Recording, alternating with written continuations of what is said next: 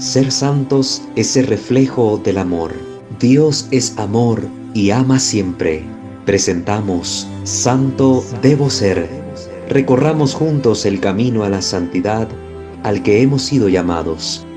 Escúchanos y conoce más sobre la vida en el espíritu de santidad.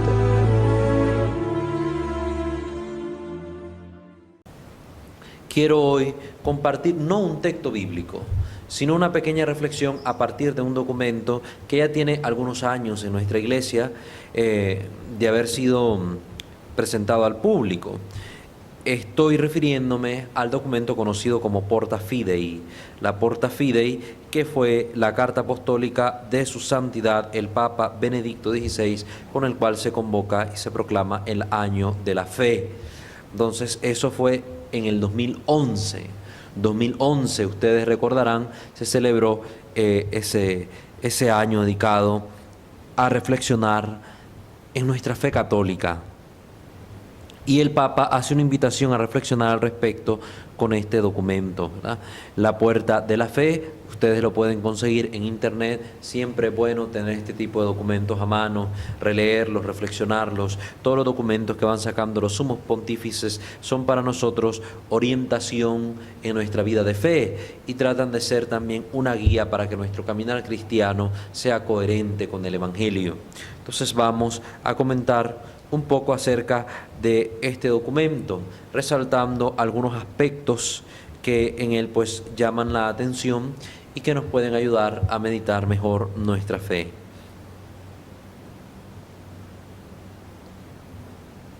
Desde el primer numeral se nos recuerda que la fe nos invita a vivir todo un camino que va a durar la vida entera.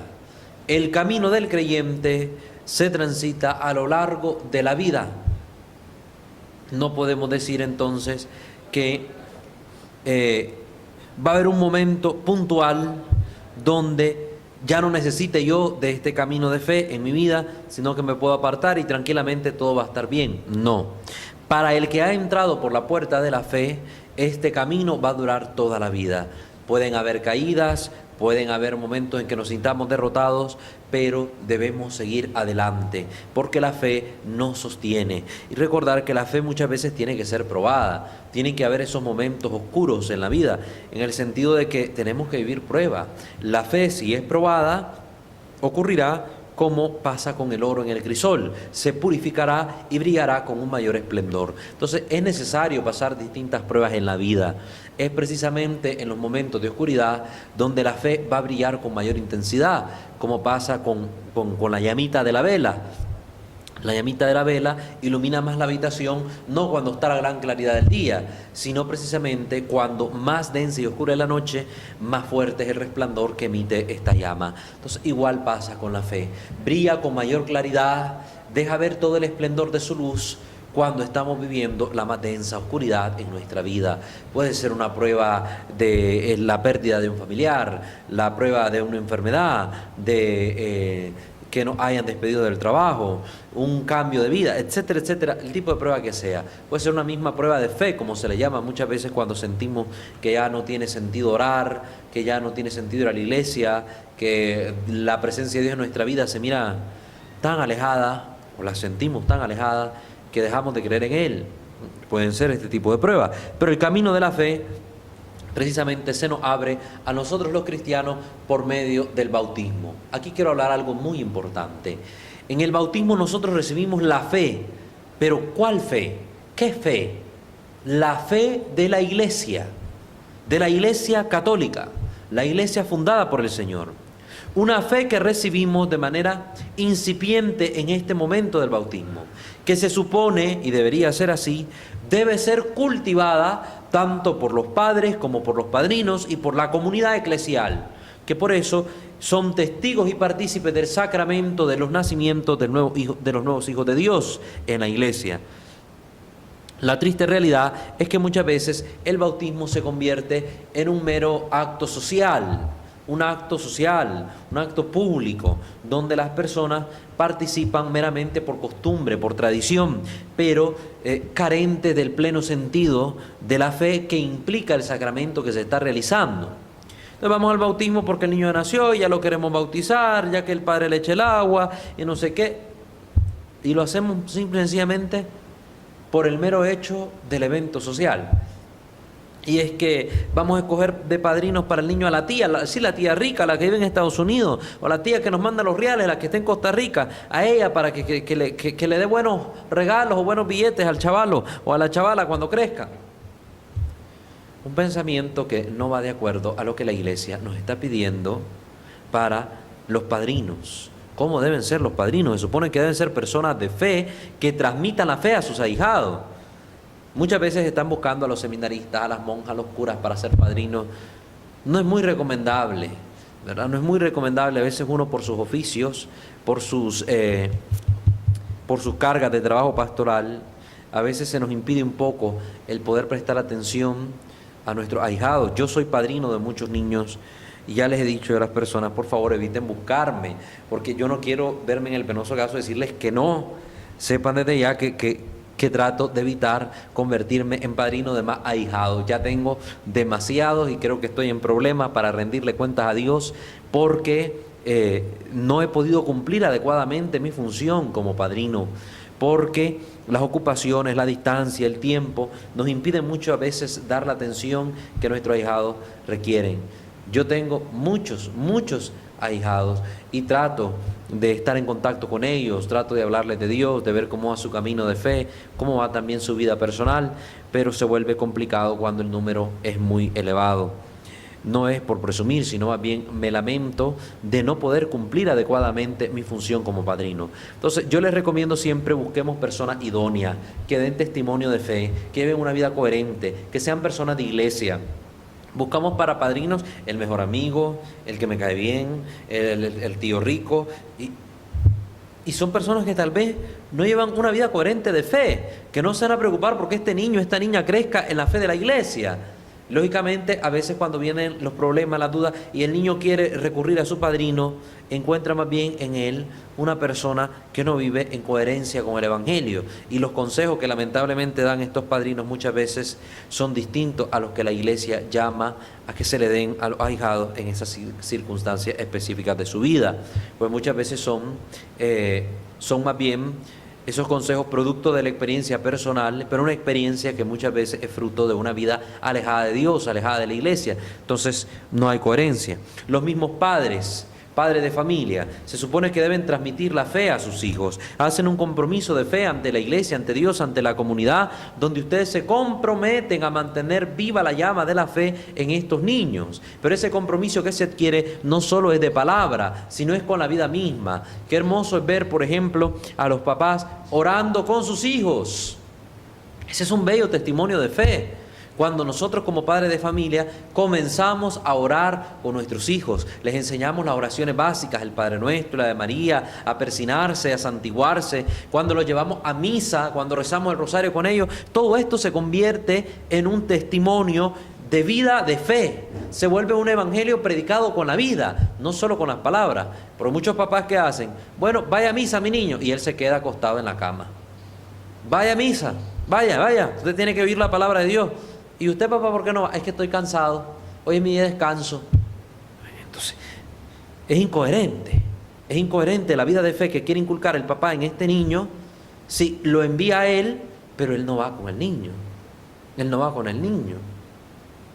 Vienen y mandan a los hipotes a clases de catecismo. El papá y la mamá se preocupan solo para que vaya a catecismo, pero no están pendientes. ¿Qué te enseñaron? ¿Qué aprendiste? ¿Qué me podés enseñar vos a mí? Porque a veces es necesario que los niños le refresquen a sus padres de familia las verdades fundamentales de fe, que muchas veces se les olvidan. Como les digo, yo a veces en las charlas agarro a los adultos y les pregunto, a ver, dígame los 10 mandamientos. Ni papa. Dígame las 7 obras de caridad espiritual. Nada. Las corporales, menos. Los mandamientos de la iglesia, quién sabe. Persínese, ni eso puede. Y entonces es bueno que los niños ayuden a los papás a refrescar estos conocimientos. ¿Y cómo lo van a hacer ellos? Cuando usted se implique en la vida de fe de sus hijos, sobre todo comprometiéndose para transmitirles una fe verdadera. Bueno, ya hablé mucho de ese tema, no me voy a centrar en el sacramento del bautismo porque ahí tendría que desplayarme bastante para poder abordar un montón de temáticas que son importantes tener en cuenta en el sacramento, sino que simple y sencillamente remarco, nosotros comenzamos nuestra vida de fe como cristianos en el momento en que somos bautizados, porque como dice la carta de los Romanos, nosotros en el bautismo somos sumergidos en la muerte de Cristo, bautismo significa sumersión, precisamente sumersión en este misterio de la muerte de Cristo, para nacer de nuevo con Él, para morir con Él y resucitar con Él. Es decir, vivimos esa metanoia, ese cambio, ese proceso de cambio, lo vivimos nosotros en el bautismo con Cristo, de pasar de ser simples criaturas a convertirnos ahora en verdaderos hijos de Dios. Una filiación nueva que se nos da, la filiación divina. Ya no solo somos hijos de nuestro Padre, sino que ahora somos hijos de Dios, hijos en el Hijo de Dios. Entonces, eso se hace en el bautismo. Es el sacramento que abre la puerta de la fe al creyente. Es el sacramento que abre la puerta de los demás sacramentos. Yo no puedo recibir la Santa Eucaristía, no me puedo confesar, no me puedo casar si no he recibido el sacramento del bautismo. Entonces no puedo vivir los demás sacramentos, no puedo participar de la vida de la iglesia de manera plena porque me falta este aspecto fundamental de la vida de fe, este sacramento que marca carácter en mi alma y que me permite a mí ser verdadero hijo de Dios para comenzar un camino en relación con mi Padre que me ama, que me ha creado, que me ha redimido en su Hijo y que me santifica con su Espíritu. Entonces recibimos la fe de la iglesia, una fe que profesa la creencia en un Dios que es único pero que es trino. Esto hay que tenerlo en consideración también. La fe que se nos está inculcando es la fe en la Santísima Trinidad. Como he aclarado en mi otro programa, en el programa de radio Creo, Señor, yo creo, explicando acerca del Dios en que nosotros creemos como iglesia fundada por Cristo, he explicado que el Dios de los católicos no es el mismo Dios que el de los hermanos separados. ¿Por qué razón? Nosotros no adoramos a ningún Jehová.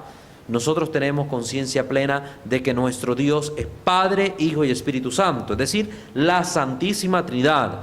Que la segunda persona de la Santísima Trinidad, Jesucristo nuestro Señor, el Hijo del Padre, el Verbo eterno de Dios, se encarnó de María la Virgen y se hizo hombre, según dice el Evangelio de Juan, capítulo 1, versículo 14. Y que por tanto nuestro Dios, al nacer de una mujer, podemos decir, tiene madre. No porque esta mujer haya creado a Dios, sino por el hecho de haberle dado a luz. Como decimos vulgarmente, le ha parido, lo ha tenido, lo ha dado a luz, no lo ha creado. La Iglesia nunca ha afirmado que la Virgen María creara al Hijo, al contrario. La Iglesia afirma que la Virgen María es hija del Padre, es madre del Hijo y esposa del Divino Espíritu. Entonces, esto lo tenemos que tener claro. El Dios de los católicos es la Santísima Trinidad, un Dios que tiene madre, la Virgen María, madre del Emmanuel, del Dios con nosotros, y que por tanto es distinto del Dios de los hermanos separados, que es un tal Jehová, y que no tiene madre, que se le rechaza a la Virgen María su maternidad divina, entonces, por tanto, no le rezamos al mismo Dios. Esto hay que tenerlo siempre muy presente y muy claro en nuestra mente. No es aquí para inculcar odio ni hablar mal de nuestros hermanos separados, pero la verdad tiene que ser dicha y pronunciada a los cuatro vientos, sin temor a equivocarse y evitando caer en los falsos respetos humanos, que lo único que promueven es un falso irenismo, la falsa paz, donde por tratar de estar bien con todo el mundo, callamos las verdades fundamentales y así conservamos el bienestar, entre comillas, entre los ciudadanos. Eso no se debe hacer. No se debe buscar ese irenismo. Debemos tratar de crear un ambiente de paz, pero en la verdad, la única verdad que existe. Después de esto, de recordarnos la fe de la Iglesia, Su Santidad el Papa Benedicto XVI, hoy obispo emérito de Roma, invita también a los cristianos a una coherencia en su vida como creyentes, porque desgraciadamente lo que hoy podemos contemplar ante nuestros ojos en la sociedad actual es una disociación de la vida de fe con la vida en la sociedad, inmersa en la sociedad. Los laicos, es decir, las personas que están sumergidas en nuestro tiempo, en las realidades sociales del tiempo actual, muchas veces dejan mucho que desear con el testimonio que como cristianos dan en medio de las distintas realidades sociales. Estas realidades, sea la familia, sea la escuela, sea el trabajo, sea el ambiente que sea. Dice el Papa Benedicto XVI en el numeral 2 de la Porta Fidei: sucede hoy, con frecuencia, que los cristianos se preocupan mucho por las consecuencias sociales, culturales y políticas de su compromiso, al mismo tiempo que siguen considerando la fe como un presupuesto obvio de la vida común. Todo mundo se da por entendido que es creyente. Todos aquí en Nicaragua nos jactamos de ser creyentes. Nicaragua cristiana, socialista, solidaria, dice el gobierno. La gente por allá, los protestantes, todos dicen que Nicaragua es cristiana. Los católicos todos decimos que Nicaragua es creyente. Pero la realidad en la sociedad, cuando abrimos nuestros ojos y contemplamos con ellos lo que está sucediendo en nuestro entorno, dista mucho de lo que debería ser una sociedad cristiana. ¿Por qué razón? Todo el mundo da por supuesto que creemos en Dios. Todos creemos en Dios. Pero ¿en qué Dios se está creyendo? En un Dios que solo existe en la imaginación de muchas personas, porque es un Dios creado a imagen y semejanza de usted. Porque usted se ha creado un Dios a su manera. Y lo vemos en la forma de expresarse. Yo no voy a la iglesia, ¿para qué? Yo creo en Dios y con eso me basta. Es un Dios hecho a su manera. Porque Dios sí nos invita a la iglesia, nos invita a congregarnos. Es que yo no necesito ninguna misa, no necesito ningún culto, yo le rezo a Dios a mi manera y con eso yo me siento bien. Un Dios a su imagen y semejanza. Es decir, usted se ha creado un Dios imaginario, un Dios a su capricho que usted ha moldeado según su gusto y antojo para permitirse en la vida todo aquello que a usted le plazca. Ese Dios no existe. Y ese Dios, esa imagen de Dios, forma parte de la imagen general que muchas veces tenemos en la sociedad de Dios. Una imagen de un Dios que se ha acomodado al gusto y antojo de aquel que cree en Él. Y esto está terriblemente mal. Por eso muchas veces, en vez de vivir una vida coherente con el Dios auténtico y real que se nos ha manifestado en la Escritura, que se nos ha manifestado en el tiempo, en la historia, como un Dios cercano, como un Dios amor que nos invita a vivir su ley de amor, pues esto que sucede no lo vemos implicado en la vida del creyente. Por tanto, la vida del creyente más bien se inclina hacia donde la balanza también se incline, es decir, donde va Vicente va toda la gente. Entonces, si aquí la gente está apoyando el aborto, pues yo también me sumo a apoyar el aborto porque, en fin, para que todos estemos en armonía y en santa paz, mejor vámonos todos por el mismo lado. Entonces se callan, no alzan la voz para decir no al aborto. Eso es asesinar a un niño en el vientre de la madre. Eso es convertir a la mujer en la asesina de su propio hijo. No va a ser madre de un niño muerto, no va a ser mamá, ¿cómo decirlo? No va a ser simplemente una mujer más que volvió a su estado de mujer sin ser madre. No, se va a convertir en una mujer que es madre de un niño muerto. Se va a convertir usted en una madre asesina porque ha matado a su propio hijo. Tenemos miedo de alzar la voz. Y vemos que estos son creyentes. Vemos incluso que aquí en Nicaragua está manifestándose un grupo que pertenece a otro grupo que es estadounidense, que supuestamente son católicos, se llaman católicos, de católico no tienen pero ni la C que inicia la palabra, y que se llaman católicos por el derecho a decidir. Todos creen en Dios, creen en la Virgen, andan haciendo oración a la Virgen, hasta la Virgen de Guadalupe meten, y al final todos son pro aborto, pro choice. ¡Qué terrible! Entonces es incoherente. Entonces ese compromiso que como cristianos deberíamos asumir en la sociedad no está presente, no lo vemos. La vida de la fe de las personas que actualmente viven en nuestro entorno social muchas veces es una vida máscara. ¿Por qué digo una vida máscara? Porque esta vida de fe, llegamos a la iglesia, nos ponemos la máscara de creyente, salimos de ella, nos quitamos esa máscara y ya volvemos a la vida real. Y digo vida real porque así lo pueden entender las personas que me están escuchando. Para el creyente de compromiso, el creyente que vive su fe, sabe que la vida real es la misma, estando en el templo o fuera del templo. Para los que no son creyentes de compromiso firme, la vida real para ellos es la cotidianidad, y la vida ilusoria, la vida que te enajena, es la vida de la iglesia los domingos. Eso es mentira. Eso es mentira.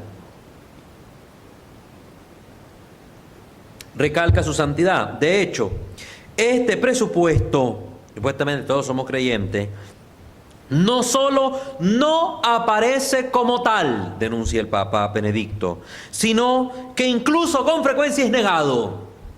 Es negado. Y lo vemos, desgraciadamente.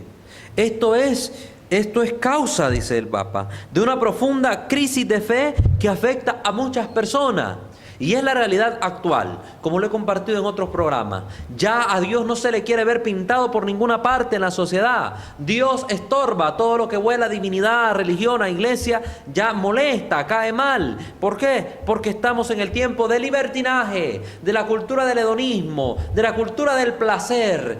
¡Viva la pepa! Y todo aquello que nos quiera decir un no ante las cosas que estamos haciendo, eso cae mal. Y como Dios me dice no a estas cosas, porque al decirme no me está diciendo sí a mi felicidad, no al pecado que me destruye, entonces a mí Dios me estorba, porque me está diciendo no a mi capricho, no hacia donde se quiere inclinar mi sexualidad, no hacia donde yo quiera vivir mi vida, mi libertinaje, mi materialismo, mi consumismo, etcétera, etcétera. Estamos mal. Entonces vemos hoy en las sociedades negada la presencia de Dios, sociedades profundamente cristianas, nacidas con raíces cristianas, bañadas sus tierras con la sangre de mártires cristianos. Hoy vemos que son sociedades secas en la fe, sociedades secularizadas. Una España, la madre patria que nos evangelizó con el permiso del Papa Alejandro VI, trajo la fe a América. Hoy la España, que era nuestra madre en la fe, que nos transmitió la fe, hoy es una España secularizada, harta de la iglesia, que quiere prohibir hasta las procesiones en la calle, que ha mandado a quitar los signos religiosos de todos los lugares públicos y ha hecho un montón de sanganadas. Terrible. Y no solo en España, menciono España por mencionar una de tantas, pero la realidad es que en Europa se está viviendo una crisis profunda de fe, donde Dios ya no importa más y las consecuencias están viéndose de manera terrible en esa sociedad. Debemos, dice el Papa, descubrir de nuevo el gusto de alimentarnos con la palabra de Dios, transmitida fielmente por la Iglesia, y el pan de la vida ofrecido como sustento a todos los que son los discípulos del Señor. Esto lo dice en el numeral 3. El Papa hacía en aquel entonces, en el año 2011, este llamado, un llamado perenne y actual, porque seguimos viviendo la crisis de fe. Las cosas no han cambiado mucho, que digamos, no han cambiado mucho. Al contrario, vemos más bien un avance de la secularización entre los pueblos y que cada vez la gente ha perdido más el sentido de Dios. En los medios de comunicación, que son una gran herramienta para la evangelización, también vemos que estos pueden convertirse en una gran arma para destruir la fe de muchas personas. Hemos visto en los últimos años salir en pantallas, ser emitidos por la televisión, distintas series que más bien atentan contra la fe, difaman la iglesia, difaman el papado, difaman la vida del clero, etcétera, etcétera. ¿Con qué propósito? ¿Esto ayuda a construir la sociedad? ¿Realmente ayuda a abrir los ojos, como dicen estas personas? No, lo que hacen es crear dudas, es meter malintencionadamente en el pensamiento de las personas la incertidumbre, es meter la desconfianza. ¿Y qué es lo que va haciendo? Que los más jóvenes, que no tienen el criterio suficiente para poderse formar el suyo propio, no tienen la madurez para formar su propio criterio, pues terminan tomando como que fuera palabra de Dios lo que estas series muestran, o algunas películas, como vimos el famoso Código Da Vinci y todas las demás presentaciones de estos libros que se hicieron, que luego fueron convertidas en películas. Y la gente lo creía como palabra de Dios. Entonces, más bien estos medios han ayudado, cuando no son utilizados de manera correcta, han ayudado a que las personas pierdan más el sentido de su fe, empiecen a dudar de todo, sean relativistas o indiferentes, si les da igual cualquier cosa o no les importe nada. Por eso el Papa hace un llamado a redescubrir de nuevo el gusto de alimentarnos por la palabra de Dios. Qué hermoso es ver en la casa de los católicos las Sagradas Escrituras. Cuando lleguemos a la casa de un hermano católico y ver las Escrituras, qué hermoso. Pero yo me fijo en algo, para que sea más hermosa la mirada que tengo en esa casa. ¿Qué me fijo? Que la Biblia no esté ni con telarañas ni con polvo, porque para mí es signo de que no la tocan. Ya les he dicho, Allá en las casas de los católicos, bien bonita, la Biblia acomodada en una esquina como que fuera un adorno. Abierta en el Salmo 22, 23, ahí abierta en el Salmo 91, y para remate, muchas veces ni siquiera católica la Biblia. Me encuentro en casa de católicos y la Biblia ya con el gran texto. Jehová es mi pastor, nada me faltará. Señora, yo no conozco ese Jehová. Jehová no es mi Dios. Mi Dios es el Padre, el Hijo y el Espíritu Santo, no Jehová. Entonces, querido hermano, si tenemos la Biblia en la casa, leámosla, redescubramos lo que dice la palabra de Dios, pero para que sepamos qué me dice la palabra, debo saber yo qué dice la palabra. ¿Qué implica esto? Conocimiento de la Sagrada Escritura. Decía San Jerónimo, doctor de la Iglesia, que se celebrará, de hecho, el 30 de septiembre, decía él, desconocer las Escrituras es desconocer a Cristo. Por tanto, queremos conocer más a nuestro Señor, conozcamos a lo que dice la palabra, pero con un estudio real. ¿Cómo se hace ese estudio? Primero, las enseñanzas que nos dan nuestros pastores a través de la homilía, después de hacer la lectura de la palabra de Dios en la Eucaristía. También los cursos bíblicos que se ofrecen, hay muchos cursos bíblicos hasta online, encuentra católicos, por favor, católicos. Cursos bíblicos donde se enseña cómo está compuesta la Sagrada Escritura, cuáles son los géneros literarios, cómo interpretar correctamente la Biblia, etcétera, etcétera.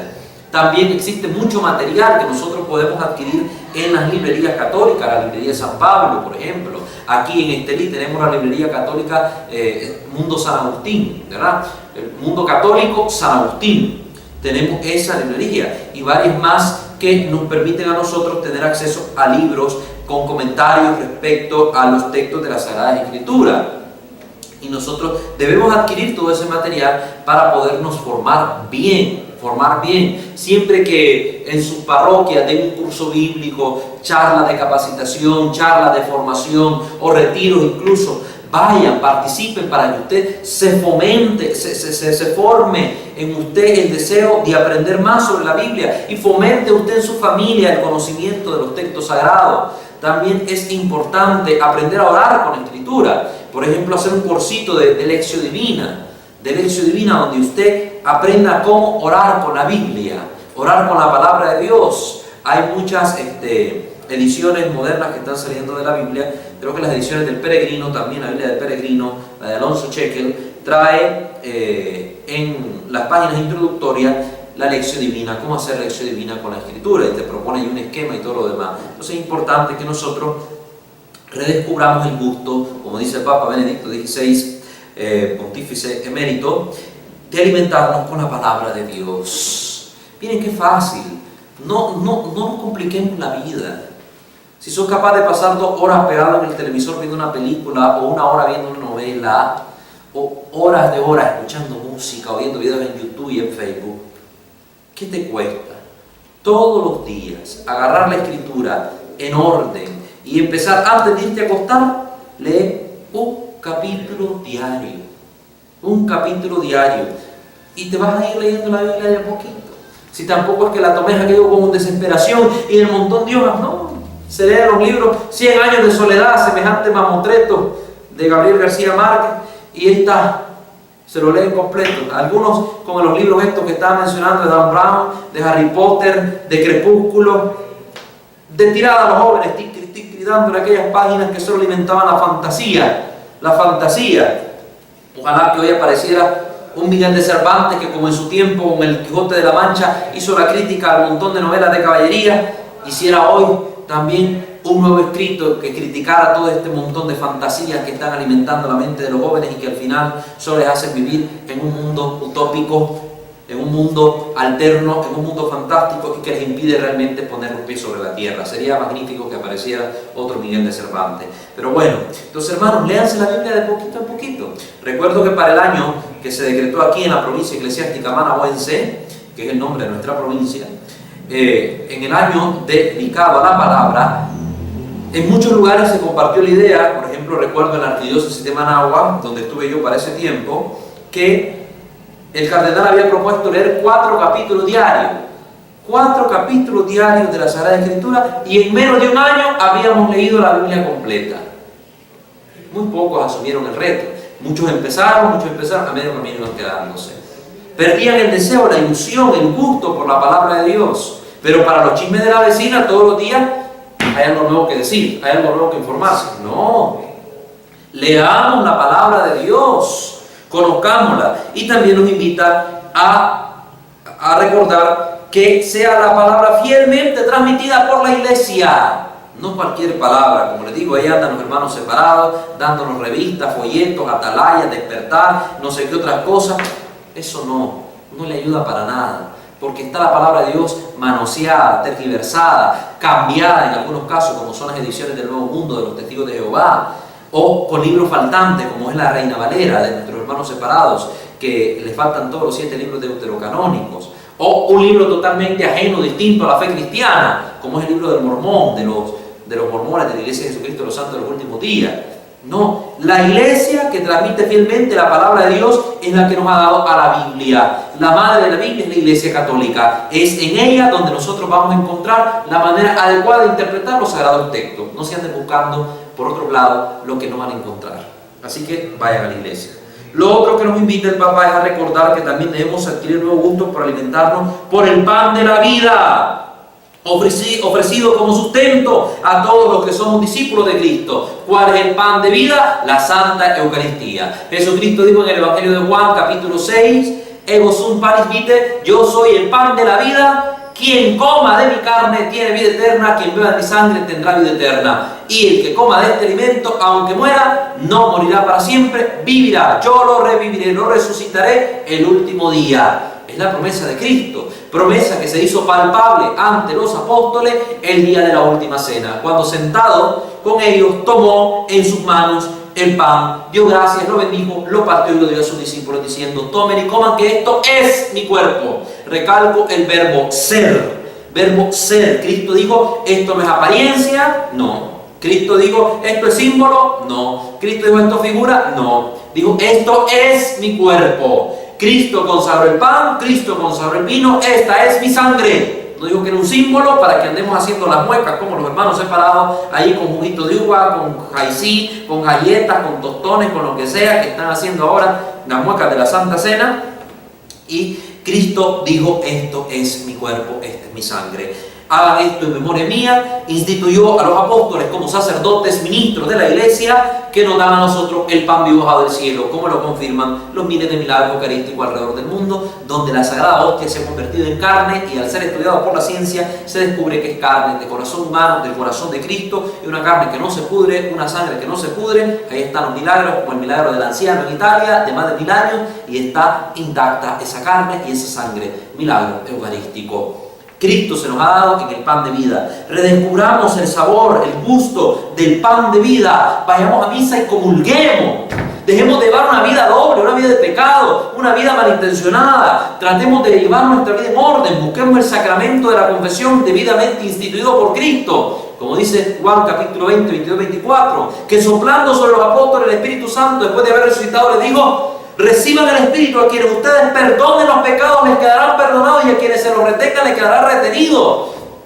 Cristo dio este poder a la iglesia. Los hechos de los apóstoles nos confirman que la gente llegaba hacia los apóstoles a confesar sus pecados y eran perdonados por esto, porque administraban un poder dado por Dios en persona, Cristo mismo en persona.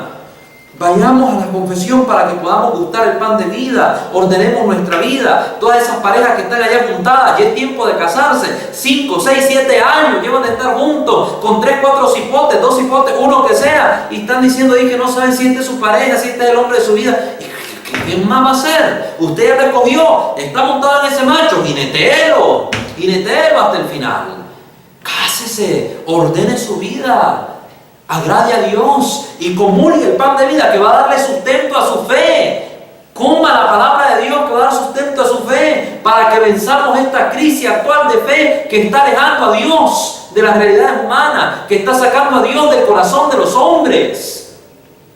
Es tiempo de cambio. Pero el cambio no viene de afuera, hermano. El cambio viene de nosotros cuando tomamos la decisión de cambiar. ¿Quieres ver quién te va a cambiar? Decía una imagen que miré en Facebook. ¿Quieres ver de dónde vendrá el cambio? Mírate en el espejo, decía la imagen. De ti, querido hermano. Cuando tú te abras a Dios, porque ni siquiera Dios te puede cambiar si tú no se lo permites. Decía San Agustín, el Dios que te creó sin ti no puede salvarte sin ti. Dios necesita de ti, de tu permiso, de tu libertad, del obsequio de tu libertad, para que Él pueda hacer su obra maravillosa, su plan de amor que va a llevarte a tu felicidad. Entonces, si no dejas a Dios actuar en ti, ni Dios te puede cambiar, porque Dios a nadie fuerza. Como dice el dicho, los zapatos ni a la fuerza entran, ¿verdad? A la fuerza no entran. A la fuerza ni los zapatos entran. La fe, nos dice el Papa Benedicto, actúa por el amor, como lo hemos mencionado ya en los capítulos anteriores, donde hablamos de la fe y la obra y la relación que tiene con el amor. Y mencionaba la carta a los Gálatas, capítulo 5, versículo 6 en adelante. Esta fe que actúa por el amor debe convertirse, nos sugiere el Papa Benedicto XVI, en un nuevo criterio de pensamiento y acción que cambia toda la vida del hombre. Cuando nosotros convertimos la fe en una realidad operante por medio del amor en medio de nuestras sociedades, se cambia la vida del hombre. Cuando esta fe es auténtica, cuando esta fe es realmente vivida por los cristianos, esta fe se transforma, se traduce en amor. Y un amor no pasivo, un amor que esté esperando ser amado, sino un amor que ama, que se da, que se entrega, que gesta cambios reales y auténticos en su entorno. Por tanto, nosotros tenemos que convertir la ley del amor, que es la que nos ha dado Cristo, amar a Dios sobre todas las cosas y al prójimo como a uno mismo, esa ley la debemos convertir en ley de vida, en criterio para nuestros juicios en el pensamiento. Debe convertirse para nosotros en norma de convivencia. Si nosotros la aplicamos, la realidad cambia. No la apliquemos, seguiremos viviendo una utopía, un deseo interno en el corazón de la sociedad de transformar nuestro entorno, pero que será utópico mientras esta ley no se ponga en práctica. La fe solo crece, dice el Papa Benedicto, cuando se vive como experiencia de un amor que se recibe y se comunica como experiencia de gracia y gozo. Nosotros tenemos que aprender que el amor y la fe solo crecen en medida en que se cree y se ama. Si no creemos, no crecemos en la fe. Y hay que ser humildes para decir, como aquel hombre del Evangelio, Señor, tú sabes que yo creo, pero aumenta mi fe.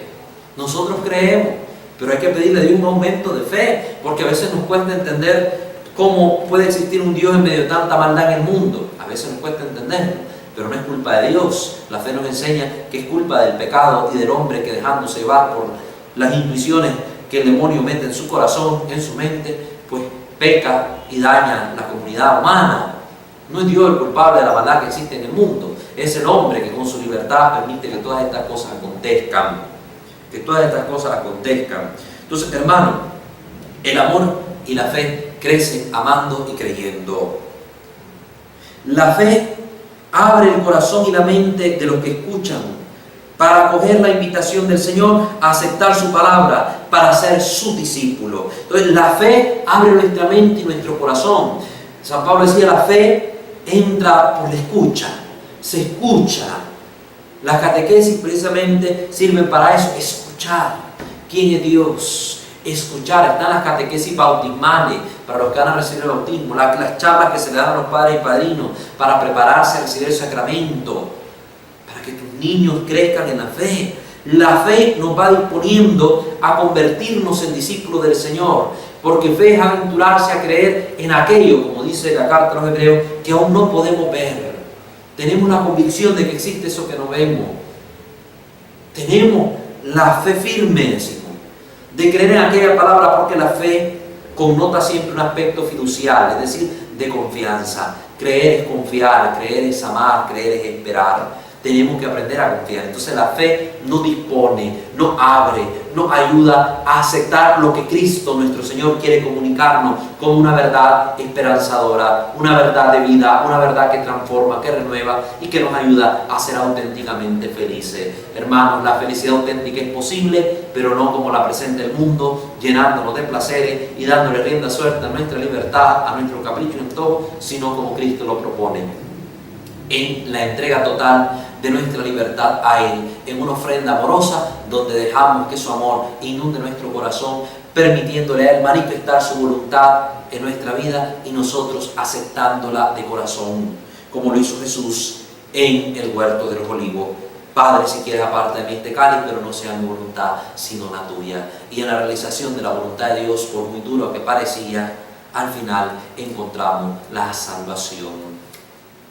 La salud del hombre vino de la obediencia de Cristo.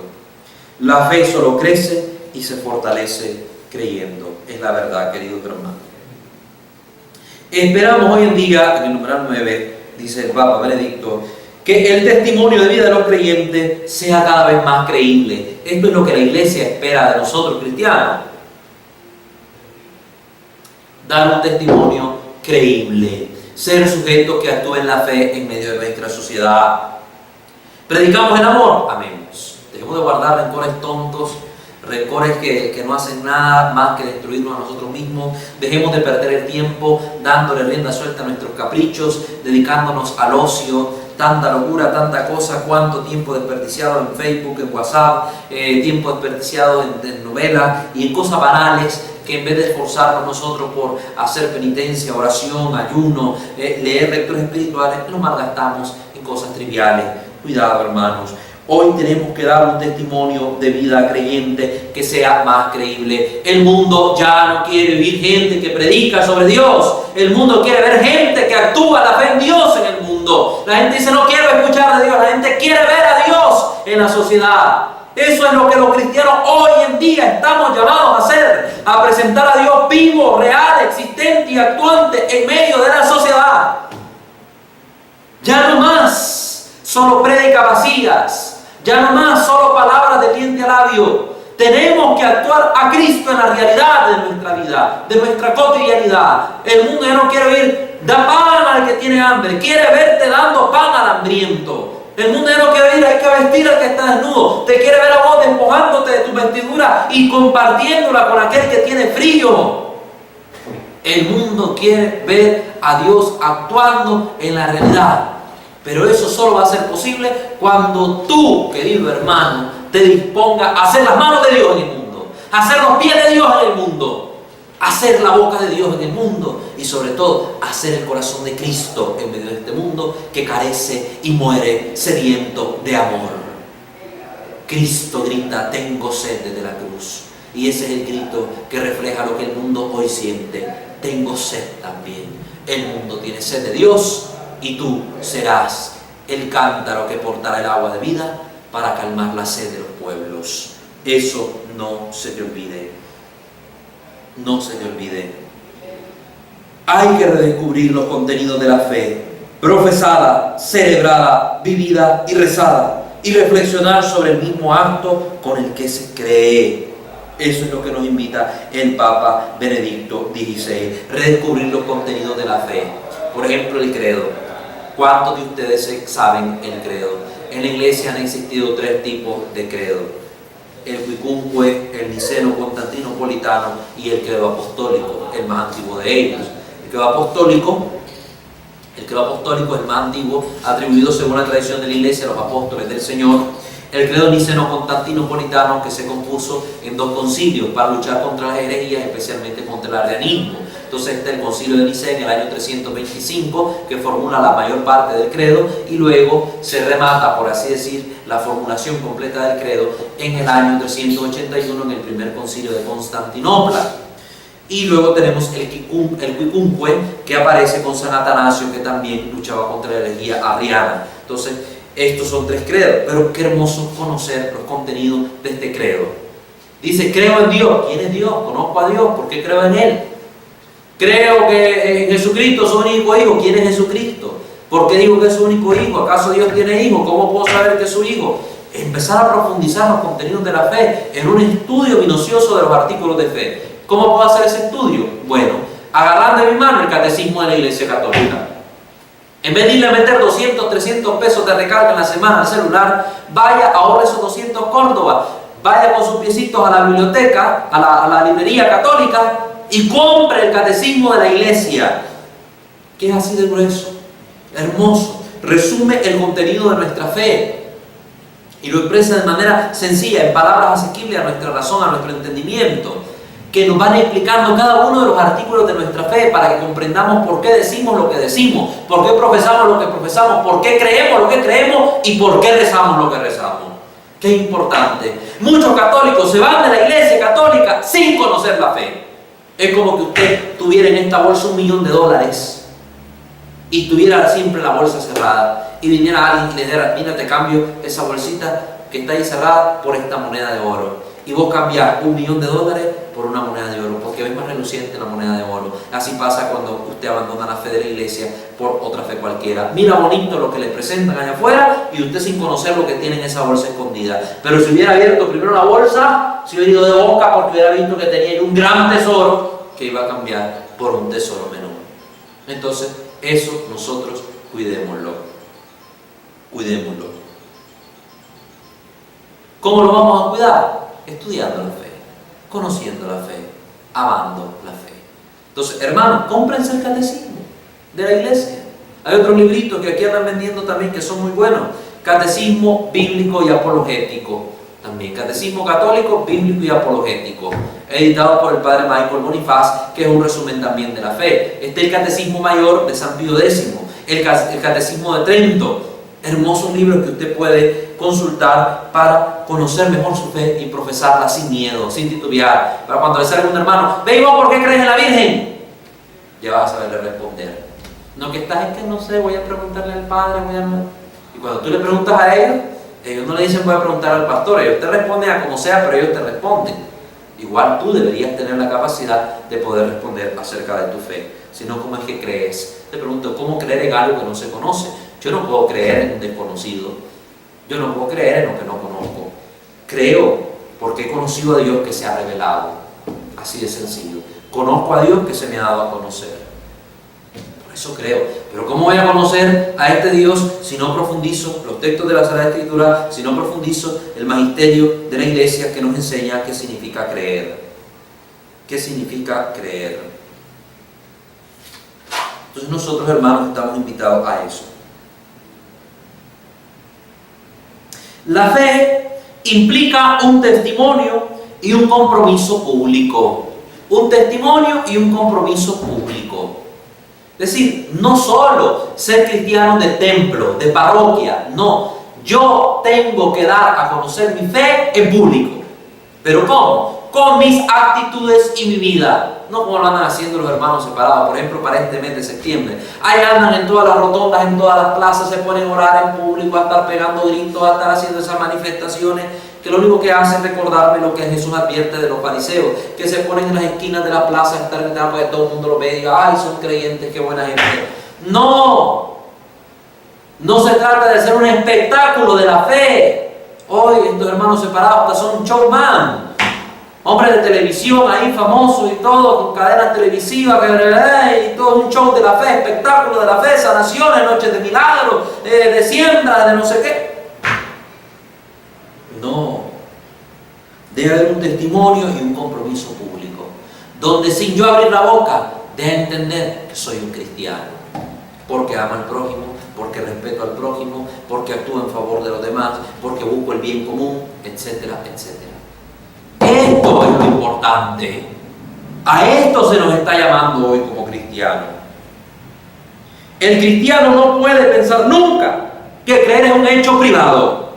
La fe es decidirse a estar con el Señor para vivir con Él. Pero la fe precisamente porque es un acto de la libertad, exige también la responsabilidad social de el que cree. Y por tanto siempre tiene una connotación comunitaria. Yo como creyente he recibido la fe de una iglesia que cree. Es la iglesia, es una comunidad la que me ha transmitido la fe. Y esta fe yo no la puedo convertir en un hecho privado. Yo creo a mi manera. No puedo creer a mi manera. Porque no es a mi manera que recibí la fe. La recibí a la manera de la iglesia. Por tanto, mi fe tiene una connotación personal, mi relación personal con Dios, pero también tiene una connotación comunitaria, que la vivo con toda la iglesia. Y por eso, cuando yo como sujeto de fe actúo mal, fíjense bien, el mundo da la razón a esto que está diciendo el Papa. Cuando usted como sujeto de fe actúa mal, ¿qué dice la gente? Ve, todos los católicos son iguales. Ve, si la iglesia católica sí. ¿Lo dicen o no lo dicen? Sabemos que hierran porque cometen lo que se llama falacia de la falsa generalización, que es lo mismo como cuando las mujeres dicen todos los hombres son iguales, a todos los hombres les gusta andárselas pegando a las mujeres. Si usted conoce a todos los hombres, se ha casado con todos los hombres para decir que todos son iguales, no.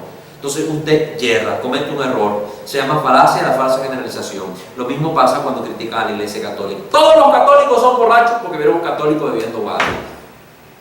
Pero hermano, usted se presta a que eso suceda, porque aunque usted quiera vivir su fe personal, usted es miembro de una comunidad mayor, una comunidad de la iglesia, que le ha dado la fe y le trata de enseñar el camino hacia el Señor, pero que usted se resiste muchas veces a aceptar. Bueno, por cuestión de tiempo no puedo terminar de leer esta hermosa carta de la Porta Fidei, pero la puerta de la fe de su santidad el Papa Emérito Benedicto XVI, pero pues ya hemos dejado en ustedes, en su mente, en su corazón, pues esta semillita de fe, o esta semillita que nos invita a renovar nuestra fe y a ser cristianos comprometidos, cristianos auténticos que transformen la sociedad. Hermanos, Dios me los bendiga a todos. Les agradezco una vez más por abrir unas puertas de su corazón, de su vida. Recuerden orar por mi persona, seminarista Walter Fajardo, para poder servirle a Dios como Él lo quiere y la iglesia se lo merece.